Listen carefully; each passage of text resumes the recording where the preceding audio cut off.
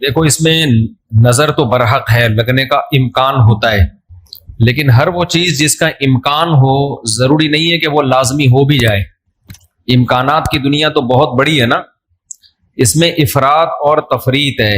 کچھ لوگ تو ایسے ہیں جو نظر کے وجود ہی کو نہیں مانتے، وہ کہتے ہیں نظر سرے سے لگتی ہی نہیں ہے، اور کچھ لوگ کہتے ہیں ایسے ہیں کہ اس میں بہت مبالغہ کرتے ہیں، ان کو ہر وقت لگ رہی ہوتی ہے ان کے رائے کے مطابق کہ اس کو لگ گئی، اس کو لگ گئی، اس کو لگ گئی، یہی چلتا رہتا ہے پروگرام۔ تو نہ اس میں وہمی بننے کی ضرورت ہے اور نہ نظر کا انکار کرنا جائز ہے ہمارے لیے۔ جو لوگ نظر کا انکار کرتے ہیں نا، وہ ہیں سیکولر لوگ، لبرل لوگ جو شریعت کو نہیں مانتے۔ وہ کہتے ہیں اس کی کیا دلیل ہے؟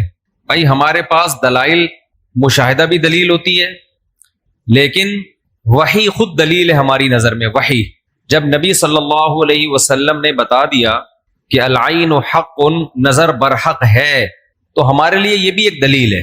اب کوئی رسول کو مانتا ہی نہ ہو، اللہ کو مانتا ہی نہ ہو، تو وہ نہ مانے، وہ اس کا ہیڈیک ہے۔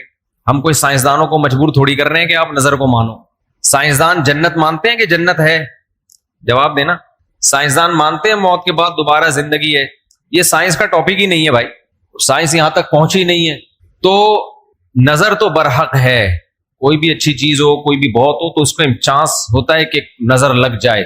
نبی صلی اللہ علیہ وسلم نے فرمایا اگر کوئی چیز تقدیر پر غالب آ سکتی تو وہ نظر ہوتی، اور نظر اونٹ کو ہانڈی تک پہنچا دیتی ہے۔ اچھا والا اونٹ ہوتا ہے، نظر لگی گیا۔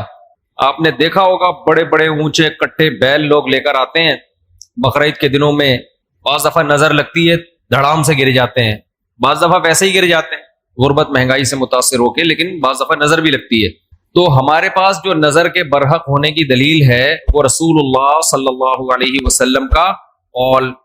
اسی وجہ سے یعقوب علیہ السلام نے جب اپنے بیٹوں کو مصر بھیجا تو خوب لمبے خوبصورت بیٹے تھے، تعداد میں بھی زیادہ تھے، تو ان سے کیا فرمایا؟ لا تدخلوا من باب واحد وادخلوا من ابواب متفرقہ۔ اے میرے بیٹو، ایک دروازے سے داخل نہ ہونا، متفرق دروازوں سے داخل ہونا، کیونکہ ایک ہی گیٹ سے جب جائیں گے نا، ایک باپ کے 11 بیٹے اتنے خوبصورت اور لمبے لمبے اور خوبصورت جوان، تو لوگ بولیں گے یار کیسا خوش قسمت باپ ہے جس کے 11 بیٹے ہیں۔ سمجھتے ہو کہ نہیں سمجھتے؟ آج کل تو فیملی پلاننگ نے نظر کا چانس ہی ختم کر دیا، 2 بچے ہوتے ہیں وہ بھی اچھے نہیں ہوتے۔ تو یہاں قرآن سے بھی ہمیں، حدیثوں سے بھی پتہ چلتا ہے کہ امکان ہے، لیکن ایک بات یاد رکھو، دنیا میں یہ بہت امپورٹنٹ بات ہے، کاش اس کو سمجھ جاؤ، یہ تجربوں کا نچوڑ ہے جو میں آپ کے سامنے پیش کر رہا ہوں۔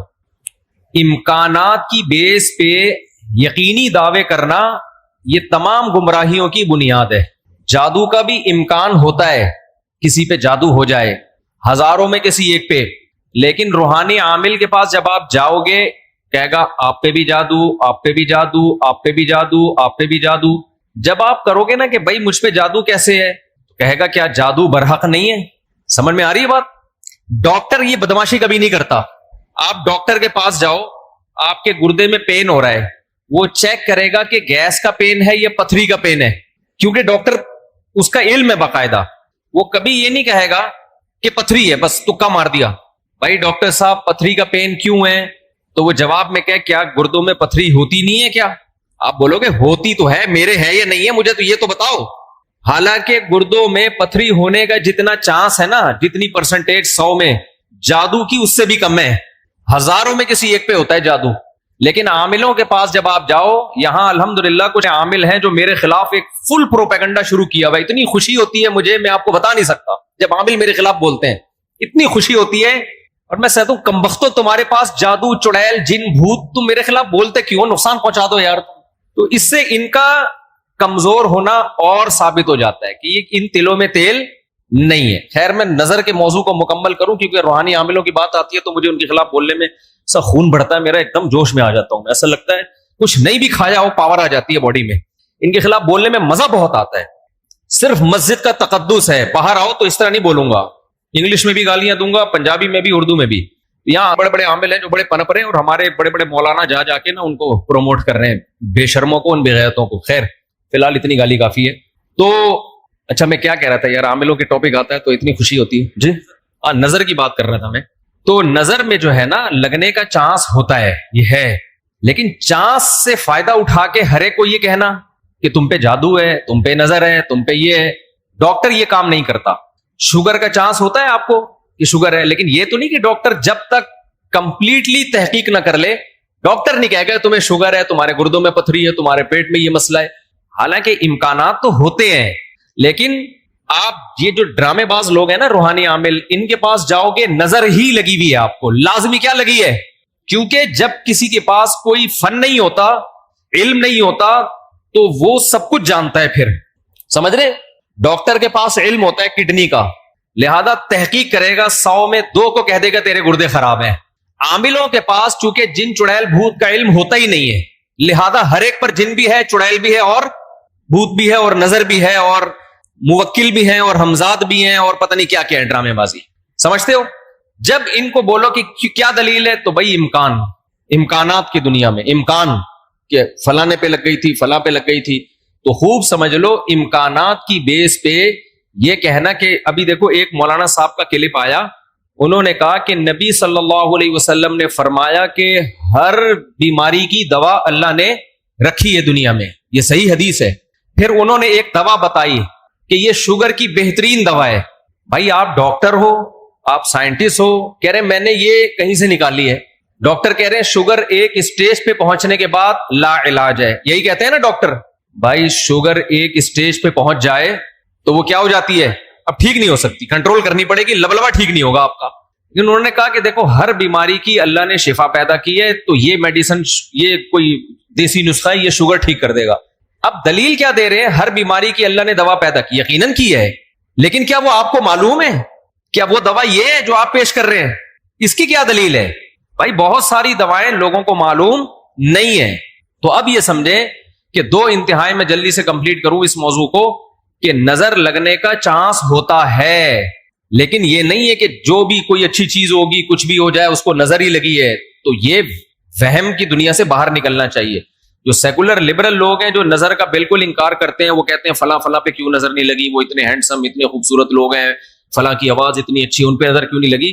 تو اب اصول سمجھیں، نظر لگنے کے لیے علماء نے قاعدہ ضابطہ بیان کیا ہے، جو چیزیں مشہور ہوتی ہیں نا ان کو اکثر نظر نہیں لگتی. نظر ہمیشہ اچھمبے کی چیز کو، اچانک، جیسے میں لوگوں سے کہتا ہوں بھائی آپ انتہائی غریب تھے، سائیکل بھی نہیں تھی آپ کے پاس، اچانک آپ کے پاس بہت زیادہ پیسہ آ گیا، اور علاقہ بھی وہی ہے، رہتے اسی غریبوں کے محلے میں ہو، گندے نالے پہ رہتے ہو، سائیکل پہ تھے، اچانک لینڈ کروزر آ گئی آپ کے پاس.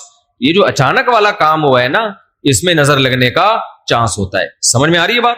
اب دیکھو یعقوب علیہ السلام کے بیٹے مصر میں ان کے ساتھ ہی رہتے تھے، سوری مصر میں نہیں، شام میں ساتھ رہتے تھے.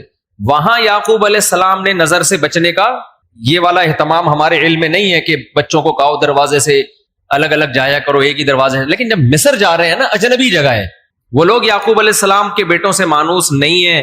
وہاں یعقوب علیہ السلام نے کہا ایک نئی جگہ پہ جا رہے ہو، اچانک اتنے بیٹے جب لوگ دیکھیں گے نا خوبصورت، وہاں چانس ہے. تو اس سے پتہ چلتا ہے کہ اپنی نعمت کو آہستہ آہستہ ایکسپوز کرنا چاہیے. سمجھتے ہو کہ نہیں سمجھتے؟ آہستہ آہستہ کیا کرنا چاہیے؟ پہلے پہلی ہو پھر دوسری، استغفر اللہ، یعنی آہستہ آہستہ.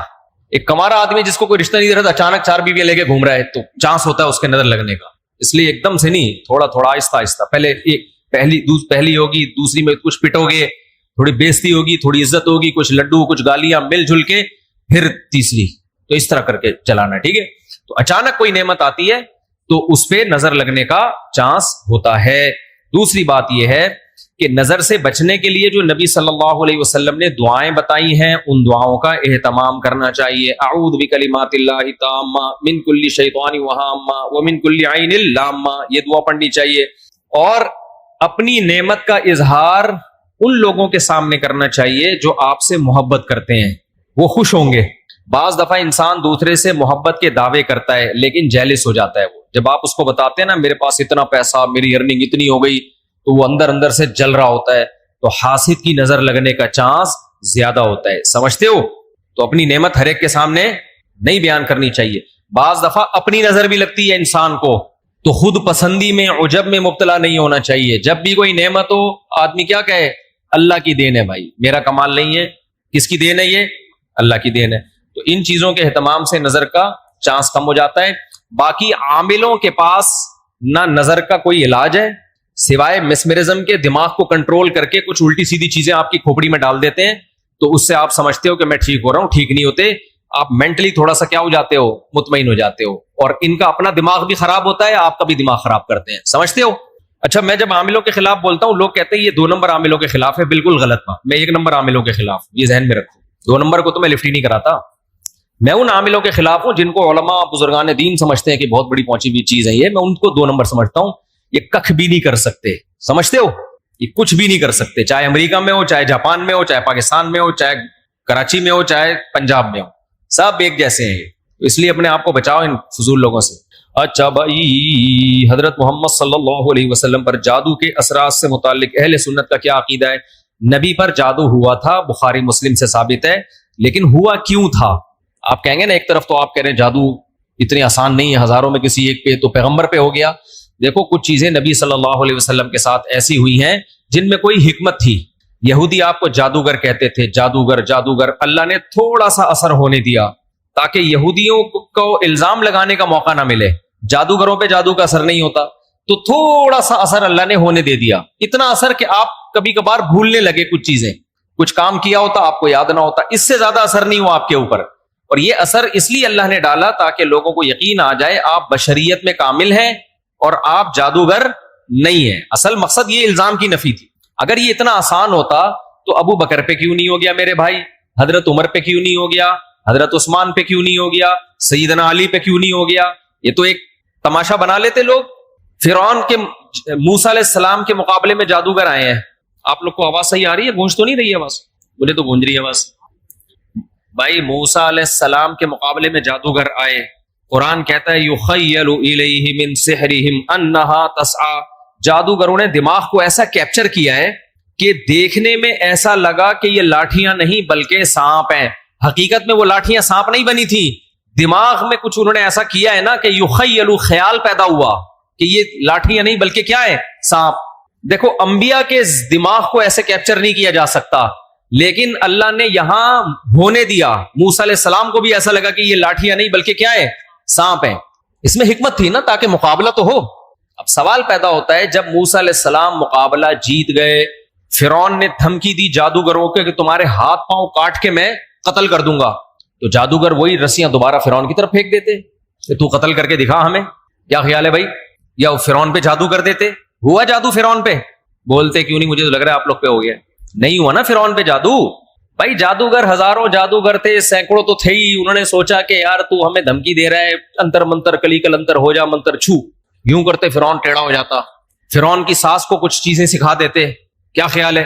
جٹھانی فرعون کی زوجہ جو تھی حضرت آسیہ رضی اللہ عنہا, ان کو کہہ دیتے کہ تم اپنی ساس سے کچھ کروا دو یا جٹھانی سے, وغیرہ وغیرہ جو بھی ہے.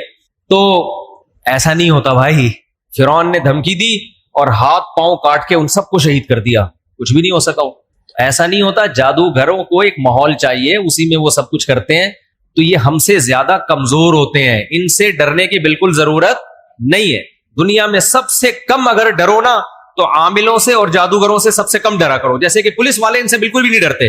اکثر آپ نے دیکھا ہوگا ریڈ پڑتی ہے نا پولیس والوں کی عاملوں کے پاس, تو پولیس والے جاتے ہیں, پولیس میں جو گٹکا کھانے والا ہے نا وہ اٹھا کے لے آتا ہے عامل کو, تھانے میں بند کر دیتا ہے. عامل اس کا کچھ بھی نہیں بگاڑ سکتا. سوچو, جو عامل ایک گٹکا کھانے والے پولیس والے کے سامنے کچھ نہیں کر سکتا, وہ اس عامل کی پوری ٹیم کو اٹھا کے لاک اپ کر دیتے ہیں یہ لوگ.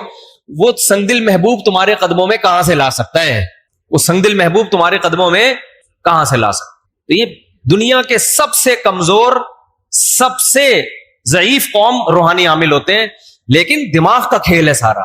تو لوگ ان سے ڈر رہے ہوتے ہیں. نہیں ڈرو تو آپ طاقتور ہو, سمجھتے ہو. آج مجھے ایسا لگ رہا ہے گلوکوز کی 3 بوتلیں چڑھا لی میں نے. اور عاملوں کے خلاف بولتا ہوں اتنی, کیونکہ عامل میرے خلاف بہت سرگرم ہو گئے ہیں آج کل. ابھی علماء کا ایک وفد گیا کسی عامل کے پاس, وہ وفد پہلے میرے پاس آیا, گپ شپ ہوئی, بیٹھے, میں نے ان کو رات کو کھانے کی دعوت دی. انہوں نے کسی سے ملنے جا رہے تھے, مجھے نہیں پتا کسی عامل کے پاس گئے. اس عامل نے میرے خلاف اتنا بولا کہ انہوں نے میری دعوت ہی کینسل کر دی کہ یار یہ مفتی صاحب تو 2 نمبر ہے معاذ اللہ. انہوں نے اپنی طرف سے اس عامل کی باتوں میں آ کے, تو جب انہوں نے کسی نے مجھے بتایا, میں نے کہا اچھا ہے اللہ نے تمہاری قسمت میں یہ عامل رکھے ہوئے ہیں, تم جیسے فضول لوگوں سے اللہ نے مجھے نجات دے دی تاکہ میرا کھانا تمیز والے عقل مند لوگ کھائیں. جو عاملوں سے متاثر ہو تو اس بیچارے کا مینٹل لیول کیا ہوگا آپ سوچو. میں نے کہا ہمیں ایسے مولویوں کی بالکل بھی ضرورت نہیں ہے جن کا مینٹل لیول یہ ہے کہ چڑیل بھوت بھگانے والوں سے متاثر ہو کے آتے ہیں. یہ تو مینٹل لیول ہے آپ کا. دلائل سے کے بجائے ان لوگوں سے متاثر ہوتے ہیں.